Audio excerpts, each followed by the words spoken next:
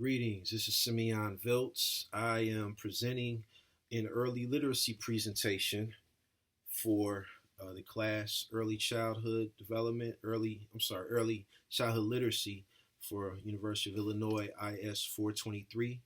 And just to get into it, I want to go over some of the practices and components and activities that would be done as I'm facilitating these things in an early childhood literacy development environment.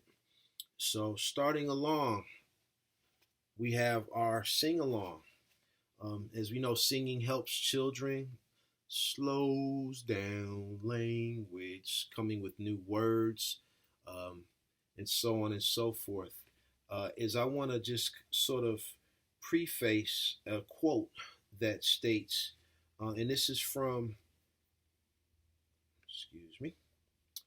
it's from an article in 2016 written by a consortium of authors.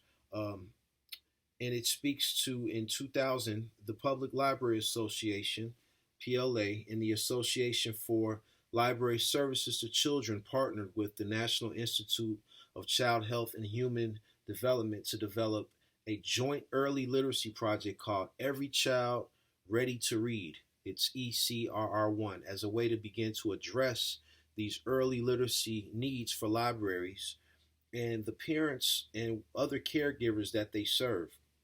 ECRR, a childhood-based parent caregiver program model developed by early literacy experts Grover Whitehurst and Christopher Lonergan, became a foundational early literacy training framework emphasizing 6 early literacy skills: print awareness, letter knowledge, phonological awareness, vocabulary, narrative skills, and print motivation. And that was an article that was done, as I mentioned, that was published in 2016, and that was from the Evolution of Early Literacy, A History of Best Practices. Early Literacy in Library Story Times, a story of measures of effectiveness. Excuse my nervousness, but I'm going to get through it. This is my first time doing something of this length, but nonetheless, getting right into the singing activity. So, phonological awareness, that's where you're hearing and playing with smaller sounds. So, pointing out and talking. So, in the particular case here, if I was to read Where the Wild Things Are, we're pointing out and talking about rhyming words and having children fill in the rhyming words. So, for instance, if we segue that into, let's say, Miss Mary Mac, all dressed in, right? If I read that a couple of times, the students will be able to fill in the rhyming words. So, dressed in black, and so on and so forth. In addition, vocabulary within the singing spectrum, where you have the meaning of the words, we would go over shapes, sizes, and words not found in everyday convo. So, Jack and Jill went up a hill, and the hill is a semicircle, right? And so on and so forth. Print awareness, conventions. Print has meaning. That's kind of one of the meanings of it. And so we'd be singing and we'd point to various shapes. So, if I was to read, let's say, going back to our book here, and, where the wild things are, in a boat, in a triangle, right? Just certain things that would get students engaged while reading such a thing. Letter knowledge, where the letters represent sounds, alphabet song, where A, B, C, D, E, F, G, H, I, J, K, L, M, N, O, P, or Mary had a little lamb, right? Or the itsy bitsy spider, just different things where we would emphasize the letters, B-I-N-G-O, and bingo was his name. Narrative skills, story structure, so books with a story. Again, going back to the Mary Had a Little Lamb, Where the Wild Things Are. I'd even go into, I know these are not really admissible or not, they trying to get rid of the Dr. Seuss collections, but they were great with the rhyming schemes. You know, I do not like green eggs and ham. I do not like them, Sam. I am. Um, you know, and then print motivation, songs with numbers and size concepts. So those are certain things within the singing activity realm that I would emphasize. Moving forward into talking. Let's have a talk. Talk is not cheap. Talk is actually in a way that will encourage that, so that students can understand with imagination, so they can ask open-ended questions with collaboration, so that they can tell and retell stories with interpretation. Those are all a part of the singing aspects. And with that, we have again the phonological awareness, where we would say nursery rhymes and pointing out the rhyming words and having the children once again fill in the rhyming words. So back to the call and response, when you're talking. So it could be singing or talking, the same, back to the Miss Mary Mack, tale and so on and so forth. I'd be remiss if I didn't quote from Gurdon from the book, the Enchanted Hour, the miraculous power of reading aloud in the age of distraction. I'd be remiss if I didn't quote that, excuse me, well-read children have greater experience with language and imagination during story time. They will enjoy a cognitive advantage over peers who have not. And that stuck out to me. So when I go through the phonological awareness, or with the vocabulary in this particular instance, going over adding new words and synonyms and concepts and colors, spatial relationships, shapes and ideas, using ideas for the words, with vocabulary. I thought about, are you my mother, with the dog. And, just, and away she went. And, in this case, the tree, it's not green, it's gray. The bird is flying out of her basket, which is gray, but what's inside? What's the circle? Yellow, right? Print awareness, pointing out the pictures that, represent things. I'd hold the book upside down and I'd read, "Are you my mother?" They're like, the book is upside down, and, encourage the students to correct that behavior.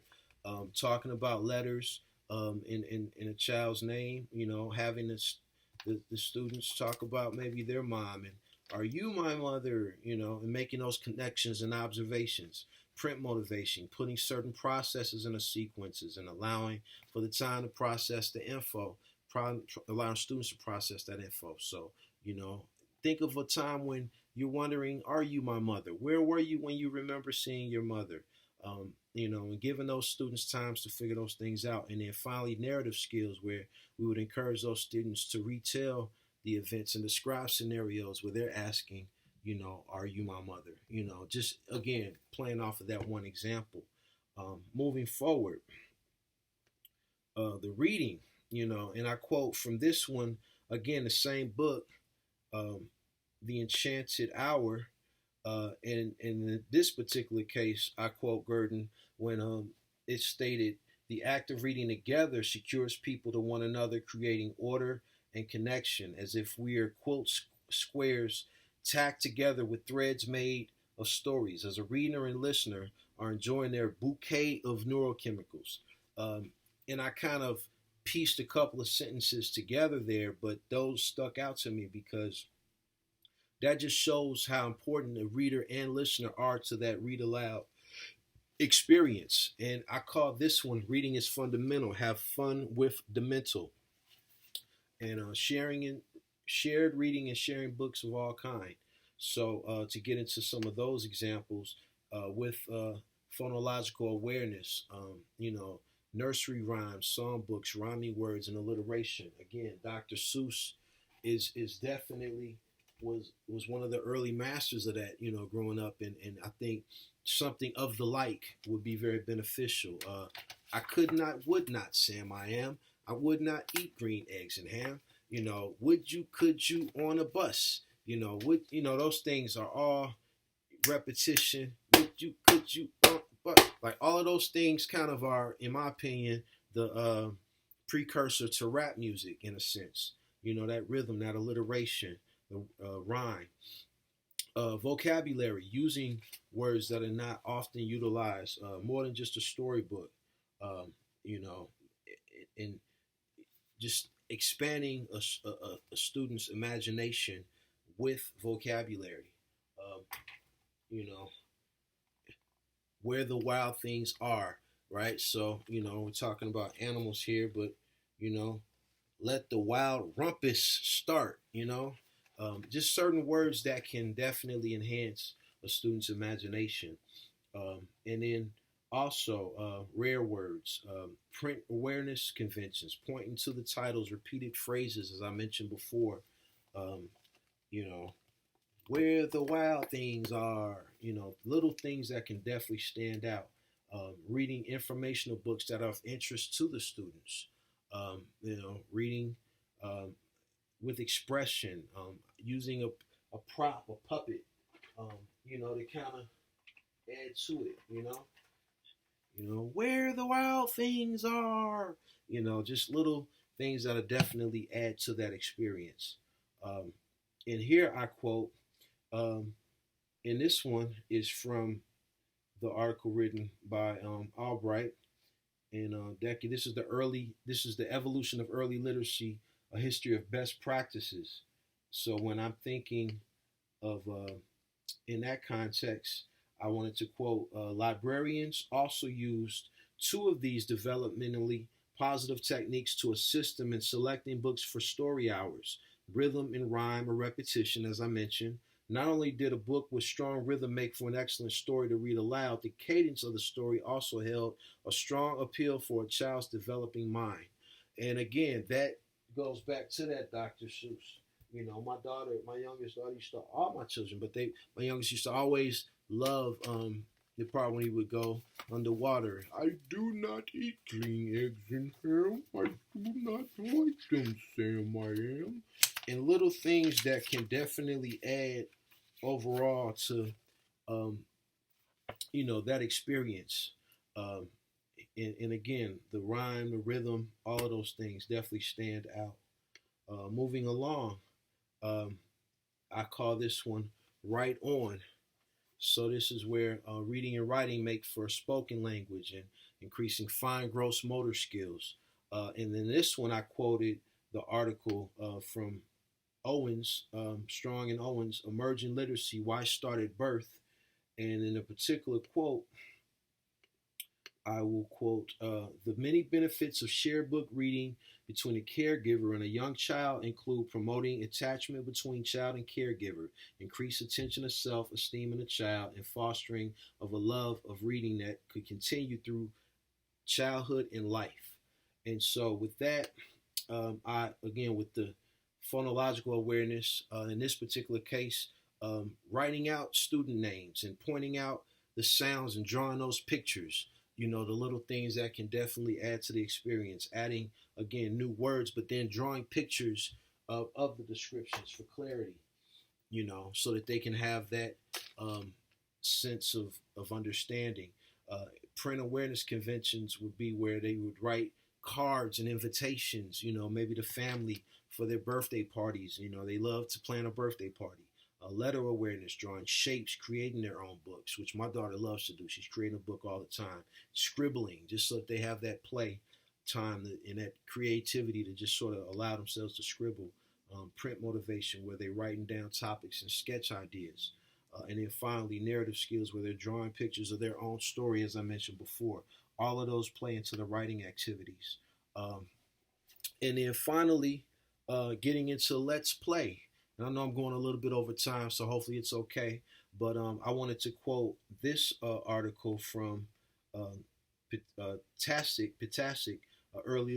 early literature in the public library, an opportunity of a lifetime of reading. And with that, I quoted where it was stated, libraries would typically report that children's story times were fully booked. There's also no doubt that the kids who participated generally came away with a great knowledge and even love of the books, the stories, and in most cases, the librarians who put on a great show with a community circle, you know, present, and or whether or not it's a circle, or it could be just sort of, students in their own, comfortable place, but whatever, it's, so that there could be a great show uh, by the librarian to the students. And with that, clapping words in the syllables and playing rhyme games for the phonological awareness.